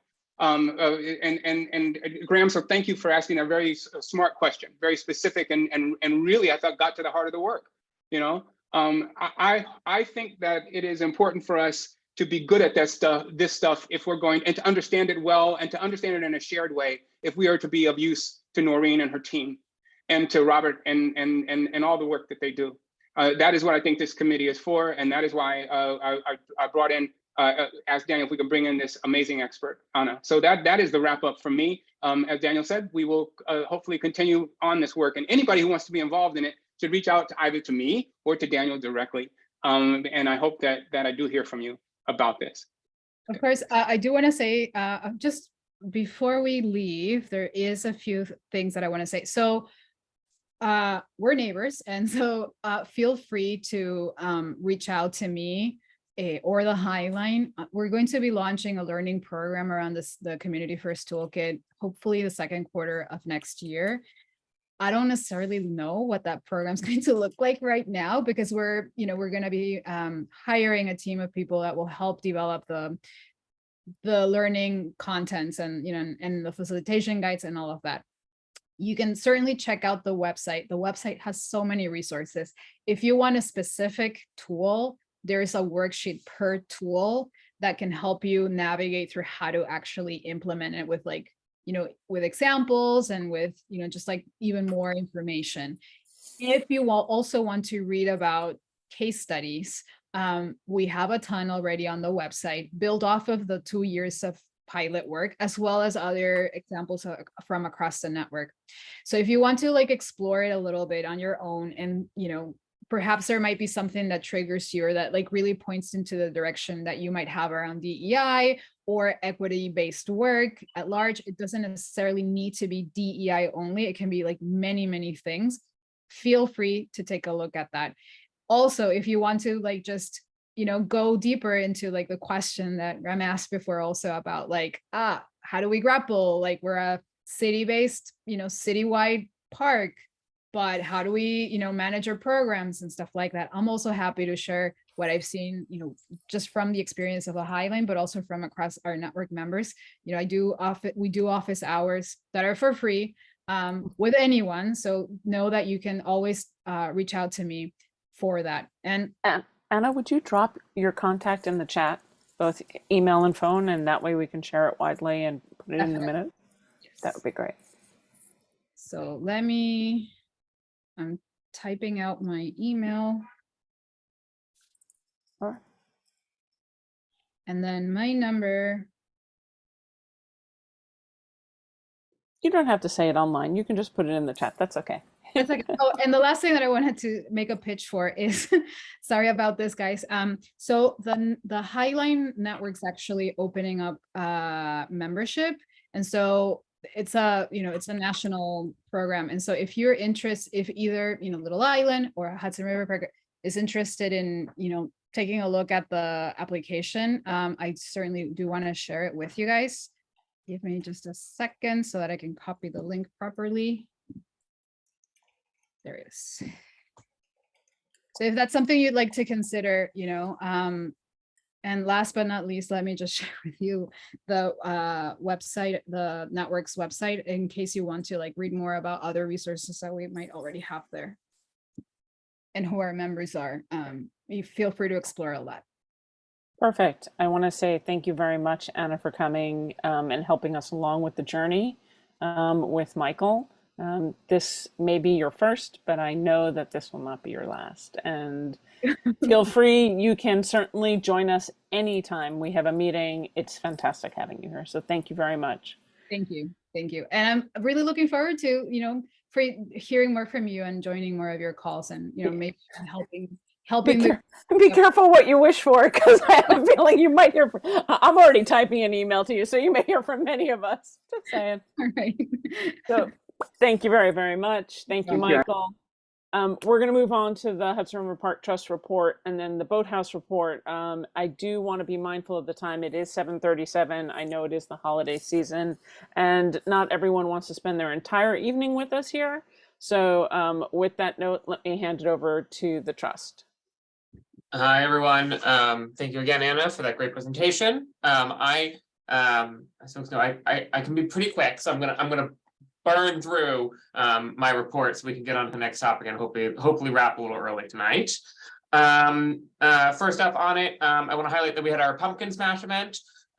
We had 2,500 pounds of pumpkin that we added to our compost this year. 700 people attended. It was a great event up on 84. If you guys missed it, always one of our good fun ones, very athletic.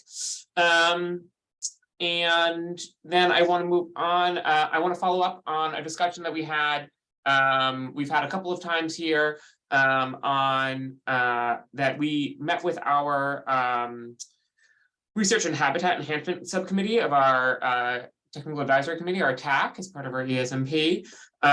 We were joined by Hudson River Foundation, the Harbor Estuary Program, Riverkeeper, and others. And we spent some good time talking about the scale and potential consequences for discharges, sources in the event, in the discharging sources and types in the park.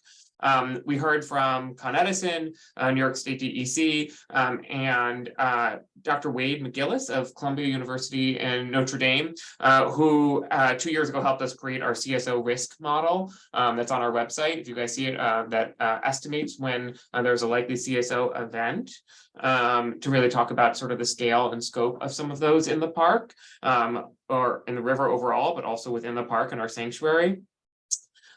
We talked about some next steps on sort of exactly what that was, both for sort of 98 and overall, and really agreed that the sort of consensus was really that we wanted to look at it, some of the existing data that is already being collected within the sanctuary, of which we have a whole bunch. If you have looked at our water quality dashboard and others, as well as we have some scientific work going on both at 98 that was being collected by SUNY. And so we wanted to look at all of that and then really consider what additional metrics would help the science community better understand the relationship between discharges, particularly thermal discharges, and river temperatures. So we're starting to work with our science community on that.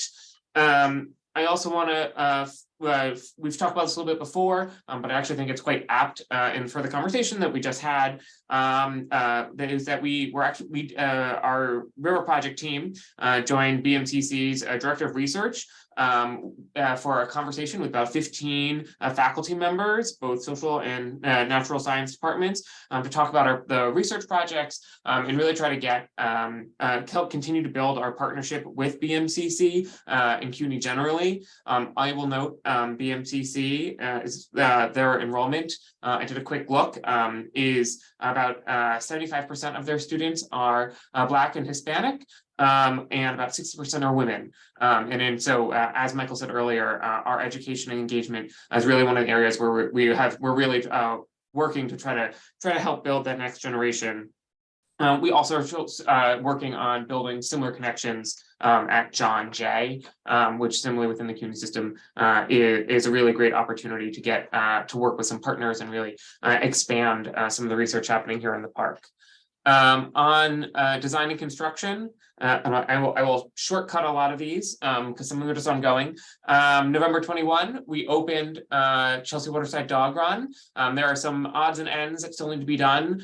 I will note, I'm told that the handles we've had some problems with the handles on the doors, but we have to fix. It's a work in progress on some of the pieces, but we were ready enough to open. I hope you all will take a look in the report and see Tuffy, who was our first guest, who was waiting outside for the moment the gates were open. So our dog runs are popular. They are there. As the fencing was coming down, I was seeing emails go out across some of our block association members. So we've done our quiet reopening. We are continuing for the rest of it. We have some fence work going on. We're preparing for the turf field.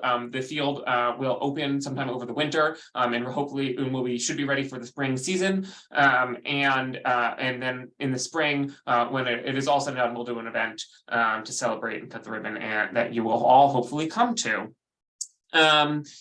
The Gansthorpe Peninsula and Pier 97 are both continuing along. Lots of work happening across them, lots of plantings at this stage. They're both very exciting. If you guys want to go take a peek, I'll actually say one of the Highline, or one of the Little Island get-ups is actually a great place to go see Gansthorpe, or if you can get into the Whitney's theater, you can peer through the glass. You can really see some great progress happening. Work is continuing at our tennis courts. We are waiting at this point for a stretch of good weather, and so we can put on the temporary striping. We were not able to, we did not beat the weather this year for the seal coat, so we were going to do some temporary striping for now, so play can continue throughout the winter. I will tell you, I've gotten emails from some winter tennis players who are very anxious for it to reopen, and then we will do. It's going to take about 2 weeks in or less in the spring when we will weather warms up for the final seal coat. Tomorrow, 11 a.m. I hope to see every single one of you. We have our the Pier 26 Science Play Area, which we have talked a lot about, and we are very excited. We're doing the groundbreaking for it. It should be a good day. We have hot chocolate and some hot cider, and I think some sort of pumpkin bread, I'm told. So we are very excited to have everyone. It's going to be a good, cute little event as we get ready on our newest playground. We talked about this last time. We took a big step forward with the estuarium. We have our design team. I also want to extend an invitation. We're going to be bringing the design team to meet CB1 and do a little bit of an introductions on December 20th at the Parks or Waterfront Parks and Environment Committee. CBs all call them slightly something different, and I get them confused every time. But on December 20th, Tammy can share the information. I think we also have sent it around. And then on the next one, and this one is a serious one, as folks are aware, we had another really serious incident, safety incident in the park on November 3rd. It was yet another of the same serial rapist who was both here in March and that we have distributed information about, and who also struck in between over on the east side. And with that, I actually want to ask Chris McGann. Chris, do you want to just chime in and give us a little bit of an update? Hello, everyone. Yeah, so I don't know where we left off, but as most of you know, there was a sexual assault. A woman jogger early in the morning, November 3rd, was sexually assaulted and robbed as she jogged past Pier 45 at about 5:40 in the morning, shortly before the park opened. Immediately after the incident, we worked closely with NYPD, quickly providing them all of our available video footage. Based on our video and the video footage of others, they were able to quickly get a photo out there and distribute it within the law enforcement community. And early that afternoon, that person wanted for this sexual assault was apprehended by the Port Authority Police Department as he was waiting for a bus to leave town. That person was identified as Carl Fainer, who was the person wanted for committing the sexual assault and robbery on Pier 46 that occurred on March 27th, and also another sexual assault and robbery that occurred on the FDR Drive on October 6th. All three cases are currently being investigated and prosecuted by the Manhattan District Attorney's Office. We've provided them video footage, all the information we can. We're following it up. Luckily, fortunately, you know, he's apprehended, and it doesn't look like he'll be getting out anytime. Shortly after that incident, we met with the safety committee of the advisory council, talked about possible steps we could come up with. We, you know, talked about reaching out to some of the running organizations. I reached out to New York Road Runners based on that. And it turned out that it was Runner Safety Month in November, which worked out well. We quickly, Rob's team had signs made up. We got wind boards out there advising like just some common sense steps for runners to follow. But even though they're common sense, sometimes people don't think of them. We got a lot of comments on it that people saw them. So that was good. That's pretty much it for that. So I'll just add on this. So we've had a number of things overall, although we've had a couple, sort of three very horrific incidents in the park. We do the overall, the park is, we do know the park is for the most part an incredibly safe place, and that particularly I think if you are out, you will see it when you are around. That being said, safety and security is always our first priority, above and above all else. And we have a couple of things that we've had going or in the works that I just want to sort of remind folks of. One, earlier this year, folks will remember that we joined the NYPD's Lower Manhattan Security Initiative, which provides the NYPD access to our security cameras. And I think I will also say on this one, I will remind folks, cameras are not great at preventing crime. We have a lot of cameras and they cannot all be watched at all hours. And even then someone is riding a bike until suddenly they are not. But they can have, and as I think in this instance shows and Chris mentioned, can be very helpful afterwards and helping to apprehend and bring people to justice. And we also have had we've been doing a lighting survey earlier this year. Our board approved some on-call contractors, landscape contractors, so we are working on identifying lights, additional areas where we can improve both our safety and decorative lighting. I think mostly safety lighting, and we're looking at places that for that, whether it's tree trimming, whether it's additional lights, those sorts of things. And we are also at our most recent board meeting, our board approved an expansion enhancement of our camera network. So we have a number of things that we are moving on. And again, Chris mentioned it, but I'll give a shout out to our safety committee for the running safety campaign. It is November, particularly with the time change, when suddenly a lot of people who were not running at night now are, is actually one of the main reasons. So we were able to get that out there, social media, email campaign, and it's a lot of common sense things, but that are things that are always good to be reminded of. I've already marked my calendar for next year so that we can be more on top of it. I'll keep moving on. We talked a little bit about the US hats, the Army Corps piece. I don't really have much to add to that Noreen hasn't already said. I will say in a similar vein, we are preparing our comments on the Battery Park City proposal. We've shared some information. Thank you, Tammy, for circulating it around regarding it. Only I think additional piece that I would note beyond the idea, and I think we saw this particularly with West Village Houses and others. We understand that the safety and security of people inland is more higher priority than damage that might happen to the park directly. But on this one, I will say for BPCA, I want to just note that the Hudson River Park Act would require amendment for the plan. It is a piece that is part of the considerations of it. But otherwise, we are going to be commenting on some of the impacts, and particularly construction impacts, on what we see for the park.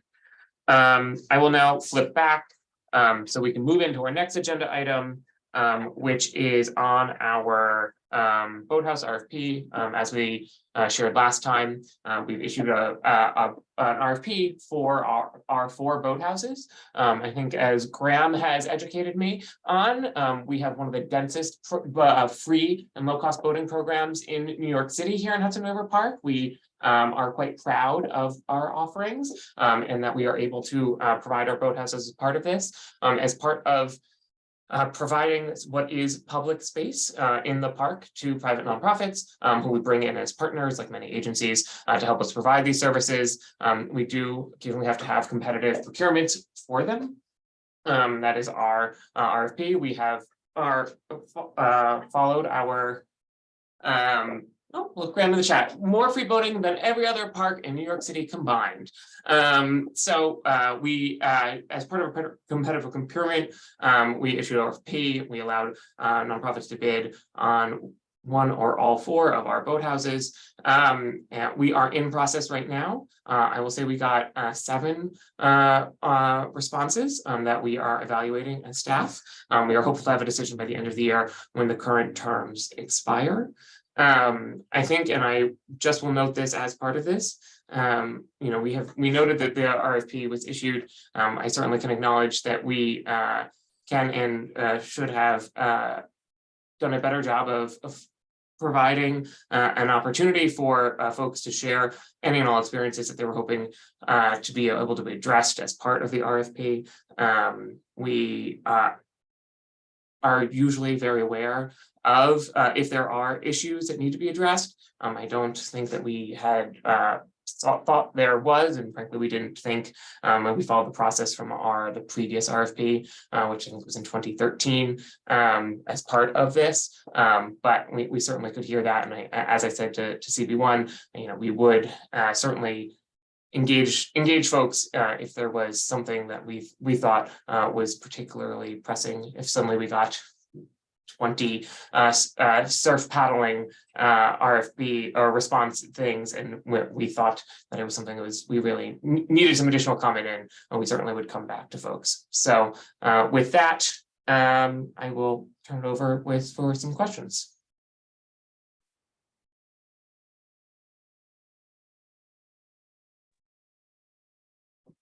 Sorry, Jeffrey, you go first. Hi, Tammy. Hi, everybody. Thank you. Robert, did you say you received 20 responses? If we did, we would ask. We have 7 responses. 7 responses. 7 responses for 4 boathouses. From interested operators. Correct. Thank you. I misheard you. Thank you. It would be great if we got 20. It would be very successful. That's a lot of work to come through 20 proposals, Mr. Atterbury. Thank you. All righty, Jeffrey, thank you so much. Does anybody else have any questions? Wow. Seeing no hands, I'm looking. Seeing no hands, I hope that everyone will come tomorrow to the science playground ribbon cutting, and that I will give one more plug for on Pier 26. Since Robert, you did an amazing job through your report and the Boathouse RFP. I don't know if we have any other committee reports, because I assume for Michael that was for his. And Safety Committee I've seen has already posted as well that they are good. I don't see anything else, no hands for new business. So with that note, this is your last chance, folks. Whoop. Tammy, I think you might have a little new business. I don't know if Tom wanted to speak about. Tom just raised his hand. But that's up to Tom. I've got Tom and Rob, so they're the next 2. So Tom, go ahead. New business. Thanks. It's really old business. I just wanted to let everybody know, since we brought up the Pier 98 issue, that the City Club and I are really grateful that the Advisory Council and the community boards weighed in on the issue, that the trust has involved and informed its technical advisory group, and that they're addressing the issue internally. We're less pleased that Con Edison and DEC's response, because Con Edison hid behind DEC and DEC refused to come to the advisory committee meeting. So we hope that that might change in the future, but we're satisfied that we increased public awareness about the issue, which was the bottom line. And so we've decided not to litigate it this time. Just wanted to let everybody know. But we'll continue as a member of the advisory council to be involved in the DEC permit renewal process, and work with the trust to minimize or eliminate any pollution in the river in the future. And if I might just add, since we're on that topic, went to the Hudson River Park Trust board meeting, and Patrick Foster, who's sitting on the board, did acknowledge that yes, that is the plan to come as a representative of the DEC will come to the advisory council and speak to us about the process by which Tom was just speaking. Okay. Thank you, Daniel. Next is Rob. Great. Hi, thanks. My internet, the whole neighborhood's internet is out, so I'm on the phone. I hope the connection is good. I wanted to follow up on the boathouse RFP item. I thought we'd have a little more time to talk about some of the issues raised in that, but from my standpoint, as a representative of the Water Trail Association, I'm really interested in the park creating a process to define policy around the launches, the many kayak launches in the park. And I know that the Friends Group received a grant to do some signage around this, but I really think this is an issue that the park itself, the trust itself, needs to take up with stakeholders so that next summer we have a more consistent policy across the many launch points. And I know it's 8 o'clock, there's no time to discuss this now, but I really think this is, the park is mostly water. Kayaking, human powered boating is a big and complicated issue, and it is worth time and thought. And now is the time to do that this winter, and not to push this off until, the beginning or the middle of next season. So I really hope that we can start that conversation. Robert, I know you said something about, and I'm really confused about who you work for, whether it's the Friends Group or the Trust. You said something about beginning discussions in the new year. I don't know who that's with you or with the Friends Group, but I really think that there has to be, an agreement that we're going to do this, that we're going to sit down and talk about. I'm not saying that, you have to agree to the way I think it ought to be, but we really have to have a chance to talk about it and hear what some of the other parks do and how it could be handled, because I don't think it's being handled consistently right now. I'm just going to jump in for a second and say, sure, I'm happy to do that. I have, as everyone here knows, been working for the park for a very long time. We've had this discussion before. There are new people that perhaps have not participated in this discussion. There may be new ideas. We certainly also worked with Friends on that particular grant. We work with Friends on lots of things. So it isn't just like we're ignoring it and Friends is pursuing it. And it's something that has come up frequently at the Public Access Committee of our TAC as well. So I'm happy to engage in this conversation again and hear everybody's thoughts. And, the water trail idea and the Greenway Trail idea is one of those things that's bigger than Hudson River Park. And these launches were developed in the 2000s because the state asked us to. So, I think that it's one of those other policy things that's bigger than the park, and I welcome your thoughts and others on this topic. Great. I just want to have a date when we can actually sit down and talk about it. I know we've been saying we're going to talk about it for a couple of years now, but we should do it now. I will also note, in particular, because we tied it to the RFP, all of our boat houses and our boat launches, public launches are designated public boat launches, and it is a condition of our RFP that all permittees allow non-motorized boaters not affiliated with them to use them. That is a key part of a key piece of the RFP. It is a requirement as part of it. Okay. Under some fairly restrictive conditions. So that's one of the things we should talk about. We can definitely get that calendar to move that up. Is there any other hands up? Hey, Tammy, it's Rob Perani. Just wanted just a question on the estuarium plans. I understand that they're going to come present to CB1 on December 20th, and just I don't know if you can details. Our Waterfront Parks and Cultural Committee meets at 6 p.m. It's done by WebEx. I'm happy to circulate a link for everyone to be able to join us that night. It's a normal CB1 committee meeting, and so everybody can speak. And then my next question was going to be the same. I think Tom just posted in the chat. Oh, I see. That's the voting elements. But I guess, is there a plan that at some point those plans are going to be presented to this committee as well? So there are no plans. We're just introducing the design team on Monday. Oh, okay.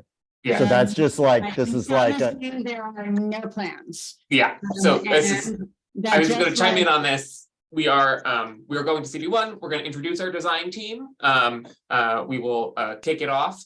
There is, as part of as part of the team, there is a robust community engagement process where we will be talking about plans. We'll talk about hopes and dreams and desires, as well as looking at future designs down the road. But that is, we are not at that point. We are still working on sort of developing what that program would look like. great, thanks. Sorry for my Okay, jumping, this is- leaping ahead, but. We just recently actually signed the contract, so this is just an introduction. We've had one meeting. Perfect, well, cool. So the answer to that is, if you'd like an early preview before they come back to here, certainly come join us in CB1. You should Or- all come meet them. They are But- lovely humans. And you should definitely go and celebrate the opening of the science playground, which is an integral part of the estuarium in terms of educating and inspiring young children. How's that, Robert? All right, great. I got thumbs up from Noreen. So at this point, I think at 8:03, I'd like to make a motion to adjourn the meeting. Do I hear a second? You got a second from Daniel. There we go. Meeting is adjourned. Thank you so much. Everybody, happy holidays. It's been Happy lovely holidays, seeing you. all. Happy holidays, everybody. Happy holidays. Thank you so much, Tammy, for taking over. Really appreciate it. You did an amazing job.